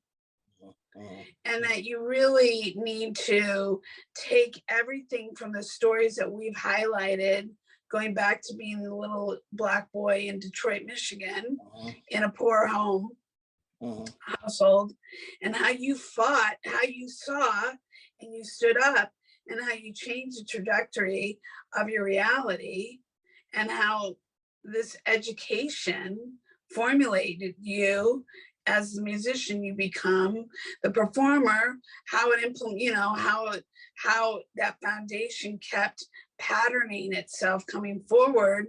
And you as a one-man show get to speak, teach, perform, and inspire, and leave a message. Yeah. Yeah. And that's how I see for you visually this coming forward into reality, and taking that show on the road, or putting it on film, or doing all the things. You can YouTube it, you can, you know, create all these platforms, and in these platforms, or this umbrella platform, you can also teach your tuba on one side, or teach your life philosophies on another side, or teach what it's like to be a Black man on the other side, and have this, you know, Kabin Thomas curriculum of entertainment and life lessons. The Kabin Thomas curriculum. You're still a yenta, you know. I know, and I'm not I really mean this. Yeah, no. And what you're saying makes great sense. I mean, it really does. It makes great sense. So I'm saying you are the real deal. in terms Well, of thank you. helping a person live a more happy life. I think that's what a Yenta does. I mean, that they want that person to help to be happy, to have a happier and successful life. So yeah, I mean, I hear what you're saying, and as you're saying it, I think most people need to understand that when you're hearing truth and it's resonating with you, it literally resonates like somebody ringing a bell, like dinging a crystal. That it resonates because it resonates. It's on the same frequency, and so I hear what you're saying, and I'm just like, So I totally get where you're coming from, and that's an important distinction, very important thing. Well, I think it's really, I'm sorry, I think it's a really important story to tell, and I think your story is very relatable. And I think your story is very relatable for a lot of young Black boys. And I think it's a way to show them what's possible. You don't have to be, Mandela or Gandhi or Oprah. You're Kabin. Yeah. And Kabin's story has value. Yeah. Kabin's story has value because you have done things and look at, and you will continue to do things for the next 20, 30, 40 years on this planet. And your story can continue to resonate further down the line, whether you're here or not. Yeah. Yeah. And how do you inspire? I think you need to start doing more of this. Yeah. Yeah. And it can start with just filming yourself teaching tuba lessons. Yeah. And start filming yourself, starting the basics, but write your curriculum, start writing it or recording it. Yeah. And creating that facet. I mean, this is all part of the podcast that, this is part of me being an intuitive healer, is how I help heal people and how I give them vision. And I don't know that I'm going to do this. Like, I could never have told you that this was going to come to me, or that this was what my message was going to be to you, what I see your legacy being. But this is what I see your legacy being. And it's an important thing to start thinking about the legacy, because, TikTok, right? Yeah. TikTok is right. And and does that so what I like to ask my guests in regards to that, and you basically said it and then I followed up, but regarding your legacy, that sounds like that's what you want to do, is entertain, teach, and leave something to inspire others. Yeah, I mean, that's important to me. I guess we have different variations of what that is. Some people want to do intergenerational wealth. Some people want to make sure that they can transfer that home for $1. I would like to leave a message, and hopefully that it helps other people. It helps other people get to their happy spot sooner than I got to mine. And do you believe that you deserve to be valued and appreciated, not only for what you inspire through your message, but economically as well? Yeah, well, it would be nice. Yes, absolutely. It would be nice, or do you believe? That's the fight that I've had pretty much all my life, Felicia, is that that I am not worth less. I am one of many people deserving of good things.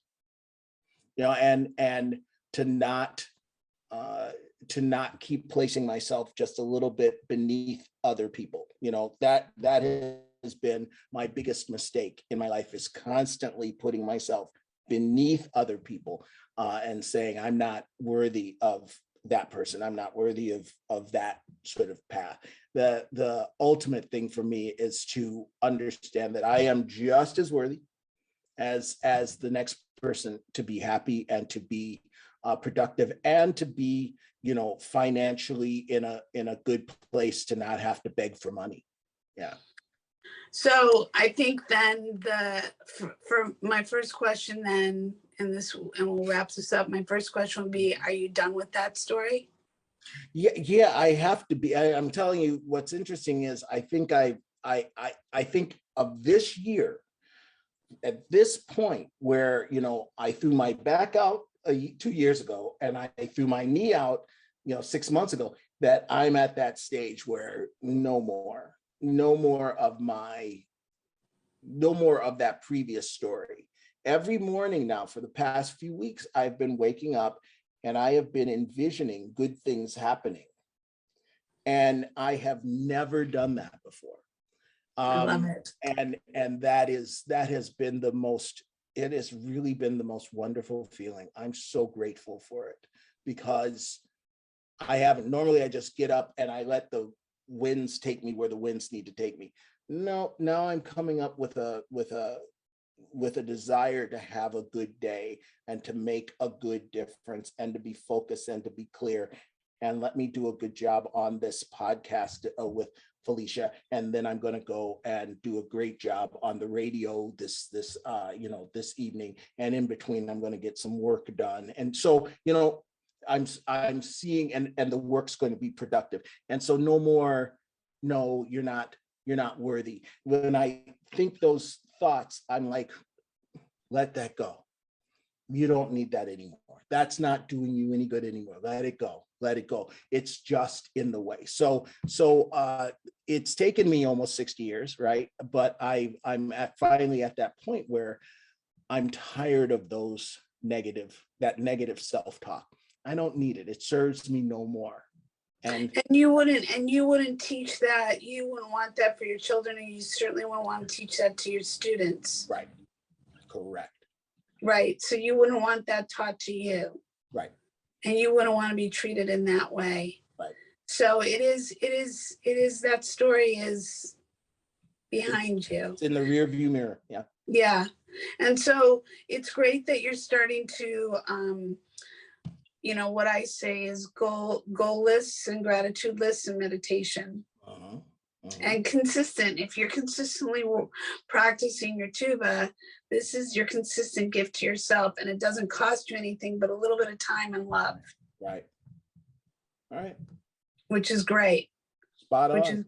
Which is great. Yeah. And I just want to thank you for taking this time to be present. Yeah. And share your story, because I think that your story is super valuable, and I think it is inspirational, and I think you do have a lot of heart, and your heart has value. And again, it doesn't come down to dollars and cents, but there's no reason that you don't deserve to be wealthy within and wealthy externally as well. That you have so much to share that I look forward to sharing with the world who you are and what a special human being you are. Thank you, dear. And I can't thank you enough for this opportunity to share, because again, I'm going to, when we sign off, I'm going to be floating. So yeah, it feels good to be part of that. It feels good to have shared from the heart so many of the things we've done over these 2 hours. Well, that was a really authentic conversation with Kabin Thomas. And what I loved about it was that we talked about a lot of different things. That is exactly why the Can't Be Uncensored podcast exists, because to me, it is really about coming around the campfire and talking about life. And in this situation, or in this case, regarding Kabin's story, is how he started out in Detroit, Michigan as a little Black boy who was poor. And at one point he spoke up, and after, his observations, and asked for an education that, though didn't seem possible by his mom, somehow manifested into a possibility, and those possibilities turned into things that have formatted his life going forward and where he's at today. I just think that as somebody who is seeking to connect people and to show people what's possible and inspire people through stories. It doesn't always have to come from a person who's a celebrity or a person who's on camera, or, because this world is made up of so many people that have stories of value and that are of inspiration. And struggle and inspiration goes hand in hand. And this is life. Life is not always a birthday cake with sprinkles on it. Sometimes it's a little bit more. And I think the stories of people who have more gut in the game tend to be a really interesting story to tell. So thank you so much for joining me on the Camp Fifi Uncensored podcast. Look forward to next week. Bye for now.